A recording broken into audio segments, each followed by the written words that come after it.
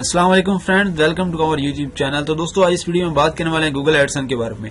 जो भी Google Edson के यूजर हैं आजकल उनको जीमेल आ रही है कि ad service limit placed on your AdSense account, यानी कि आपके अकाउंट पे एड लिमिट लगा दी गई है।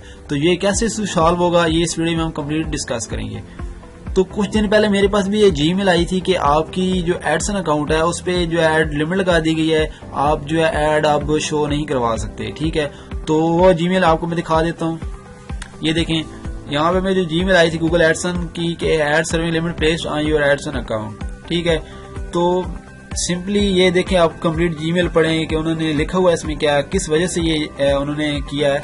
उन्होंने कहा है कि hello, we recently invalid traffic concern in your AdSense account. As a result, we have introduced as an ad serving limit on your account.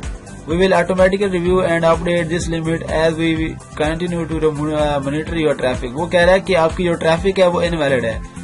अब ये कह रहा है इनवैलिड ट्रैफिक, अगर हम अपनी साइट को देखें तो हमारी साइट पे ट्रैफिक जो इनवैलिड नहीं होती, लेकिन कुछ लोग जो हैं वो ऐसा करते हैं कि अपनी साइट को ट्रैफिक लेने के लिए खरीद लेते हैं ट्रैफिक को। ठीक है, यानी कि आप परचेज कर लेते हैं, वो होती है इनवैलिड ट्रैफिक। ठीक है, वो आपके परमानेंट यूजर नहीं होते जो गूगल से आते हैं या फिर किसी सोशल मीडिया से आते हैं, जैसे फेसबुक हो गया, ट्विटर हो गया, पिंटरेस्ट एंड मोर। इसी तरह जो है वो जो ट्रैफिक कंसिडर कर रहा है वो कह रहा है इनवैलिड ट्रैफिक है। इनवैलिड ट्रैफिक अब ये कह रहा है फेसबुक से अब जो ट्रैफिक आ रही है वो इनवैलिड ट्रैफिक नहीं हो सकती, क्योंकि हमारी साइट जो है अगर रैंक्ड है तो वो ऑलरेडी जो है उससे ट्रैफिक लाजमी आएगी। फेसबुक हो गया, ट्विटर हो गया एंड समथिंग दूसरे सोशल मीडिया। ठीक है, तो आपने सिंपली क्या करना है, आपने ऐसा करना है, इस इश्यू को सॉल्व करने के लिए आपने जाना है अपनी साइट में, जो भी आपकी साइट है, जिस टॉपिक पे भी है, जो भी नीच है। ठीक है, तो उस पे जाके आपने थीम में जाना है, थीम की आपने सेटिंग में जाना है, जहां पे आपने ऐड लगा रखे हैं उन तमाम ऐड को आपने क्या कर देना है, क्लोज कर देना है, यानी कि उनको रिमूव कर देना है ऐड को।